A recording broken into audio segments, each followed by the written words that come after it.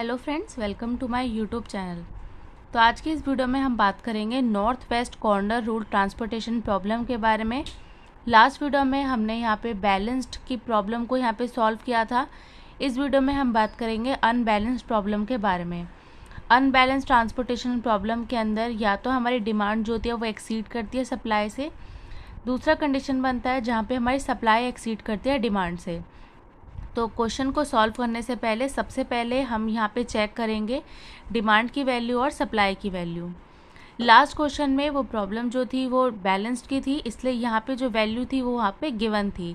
इस कंडीशन में यहाँ पे ब्लैंक है, तो ब्लैंक का मतलब होता है कि डिमांड और सप्लाई की जो वैल्यू है वो इक्वल नहीं है। तो सबसे पहले हम यहाँ पे लिखेंगे टोटल सप्लाई। टोटल सप्लाई हमें करने के लिए यहाँ पे ऐड करेंगे 76, 82, 77। तो इसकी वैल्यू आती है 235। इसके बाद में आता है टोटल डिमांड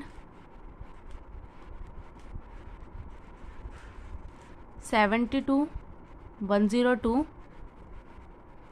41। तो यहाँ पे आता है 215। तो ये जो आपकी प्रॉब्लम है ये किससे आ रहा है, तो यहाँ पे हम लिखेंगे the problem is unbalanced transportation as the total supply is greater than total demand। तो ये प्रॉब्लम आपकी बनती है जहाँ पे सप्लाई जो है वो ग्रेटर है डिमांड से। तो इस प्रॉब्लम के बारे में मैंने लास्ट क्लास में भी आपको बताया था।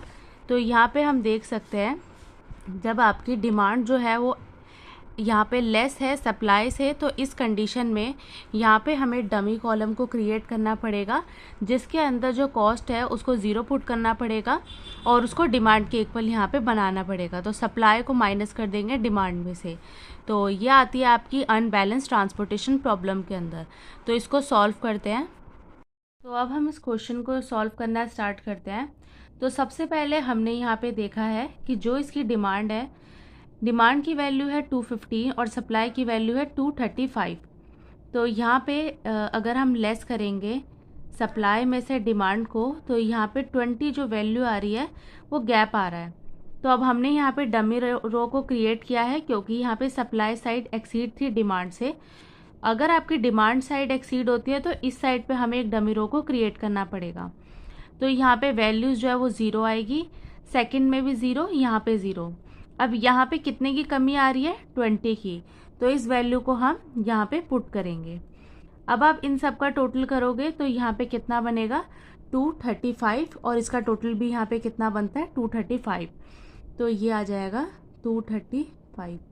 तो अब ये हो गई है आपकी बैलेंस्ड की प्रॉब्लम। अब बैलेंस ट्रांसपोर्टेशन प्रॉब्लम सॉल्व करना तो मैंने आपको लास्ट वीडियो में ही बताया था। तो अब हम इसको दोबारा यहाँ पे सॉल्व करते हैं। अब सबसे पहले यहाँ पे आता है आपका 4। अब ये आपकी नॉर्थ वेस्ट ट्रांसपोर्टेशन प्रॉब्लम है। तो नॉर्थ वेस्ट के लिए हमें इस साइड से यहाँ पे चेक करना होता है। अब यहाँ पे हम देखेंगे 76 और 72 में से छोटी वैल्यू कौन सी है, 76 लेस है या फिर 72। तो हमने यहाँ पे देखा 72 जो है वो छोटा है। तो यहाँ पे अब हम लिखेंगे 72। 72 की यहाँ पे वैल्यू कट हो गई, 0। 76 में से 72 को लेस करेंगे तो आएगा 4। अब ये वाला कॉलम हमारा कैंसिल हो गया, इसको हम कैंसिल कर देंगे। इसके बाद में अब यहाँ पे आता है 8। तो अब हम यहाँ पे इस साइड से चलेंगे दोबारा। अब यहाँ पे देखेंगे 4 छोटा है या फिर 102। तो यहाँ पे 4 जो है वो छोटा है तो 40 हो गया। यहाँ पे हम लिख देंगे 4। 102 में से 4 को यहाँ पे लेस करेंगे तो यहाँ पे आता है 98। अब यहाँ पे ये वाली रो आपकी जो है वो कैंसिल हो गई, तो इसको हम कैंसिल कर देंगे। अब यहाँ पे आपके 4 जो नंबर है ये बचे हैं, 6 नंबर है। अब यहाँ पे देखेंगे 98 वैल्यू छोटी है या फिर 82। तो इसके अंदर 82 जो है वो छोटा है, तो यहाँ पे हम लिखेंगे 82 और 82 यहाँ से कैंसिल हो जाएगा और कैंसिल हो जाने के बाद में ये हो जाएगा 0 और यहाँ पे 98 में से लेस करेंगे 82 तो वैल्यू आती है 16। अब ये वाली रो भी आपकी हो जाएगी कैंसिल, तो यहाँ पे आप कैंसिल कर देंगे। इसके बाद में आता है आपका ये 3 जो आपकी यूनिट्स है वो अभी रिमेनिंग है 16, 24 और 0। अब यहाँ पे देखेंगे 16 लेस है या फिर 77, तो यहाँ पे इन दोनों में से छोटा कौन है 16, तो 16 को कट करके 0, यहाँ पे वैल्यू आ जाएगी 16। 77 में से 16 को जब माइनस करेंगे तो यहाँ पे वैल्यू आती है 61। अब इसके बाद में ये वाली रो जो है ये भी आपकी हो गई कैंसिल। अब सिर्फ यहाँ पे 2 यूनिट्स यहाँ पे रिमेनिंग बची है, तो अब यहाँ पे हम देखेंगे कि 61 आपका छोटा है या फिर 41। तो यहाँ पे आपकी 41 की जो वैल्यू है वो छोटी है, तो 41 को हम यहाँ पे लिख देंगे 41 और 41 यहाँ से हो जाएगा 0। 61 में से 41 को लेस करेंगे तो वैल्यू आती है 20। अब यहाँ पे जो 20 है ये भी 20 है, तो यहाँ पे कितनी वैल्यू आ जाएगी, यहाँ पे आ जाएगा 20। तो ये आपका जो ट्रांसपोर्टेशन की प्रॉब्लम है ये होती है कंप्लीट। इसके साथ में आपका अब हम इसकी वैल्यू को कॉस्ट को यहाँ पे कैलकुलेट करेंगे। तो हमने पीछे यहाँ पे अपने क्वेश्चन को सॉल्व कर दिया और सॉल्व करने के बाद में अब हम यहाँ पे कैलकुलेट करेंगे इनिशियल फीजेबल सॉल्यूशन। तो अब कॉस्ट ऑफ ट्रांसपोर्टेशन को हमें निकालने के लिए हमने कल भी देखा था कि जितनी भी हमारी यूनिट होती है उसको मल्टीप्लाई कर देंगे कॉस्ट के साथ में। 4 को मल्टीप्लाई करेंगे 72 के साथ में, 8 को मल्टीप्लाई करेंगे 4 के साथ में। तो इस तरीके से जो हमारी वैल्यू होती है उसको हम यहाँ पे कैलकुलेट करेंगे। तो यहाँ पे हम लिखेंगे the minimum transportation cost given by 72 multiply 4, 4 multiply 8, 82 multiply 24, 16 multiply 16, 41 multiply 24, 0 multiply 20। अब यहाँ पे हम इसको मल्टीप्लाई करके लिखेंगे तो वैल्यू आती है 288, 32, 1968, 256, 984 प्लस 0। इन सबको यहाँ पे हम ऐड कर देंगे तो यहाँ पे आपकी वैल्यू आएगी 3528। तो ये वैल्यू आएगी आपकी कॉस्ट ऑफ ट्रांसपोर्टेशन की। कॉस्ट ऑफ ट्रांसपोर्टेशन यहाँ पे हमारी निकल के आ गई।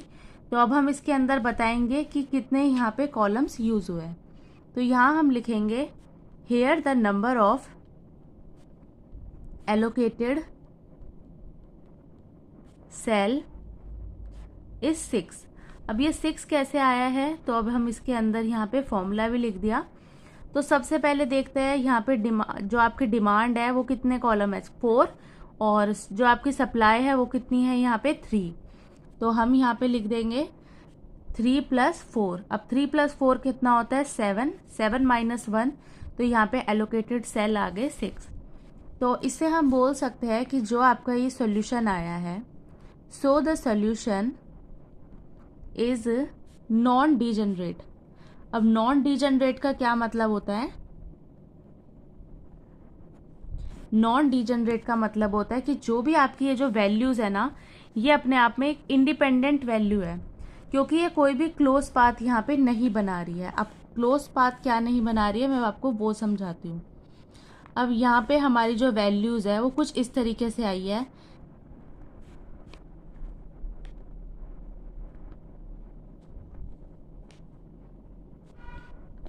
ये देखो हमारी यहाँ पे वैल्यू आई x, x, x, x, x और x। तो ये टोटल इस तरीके का कुछ ऐसा पाथ यहाँ पे बना रही है। तो अब ये जो पाथ बना रही है, तो अगर मैंने यहाँ से जर्नी स्टार्ट करी, इसके बाद में दोबारा मैं यहाँ पे एंड नहीं कर सकती, इसके साथ में इसका कोई लिंक नहीं है। तो ये क्या है, ये क्लोज पाथ को यहाँ पे नहीं बना रही है, क्योंकि जो भी हमारी वैल्यूज़ है, जो इसकी पोजीशन है, वो एक इंडिपेंडेंट पोजीशन यहाँ पे बनकर आ रही है।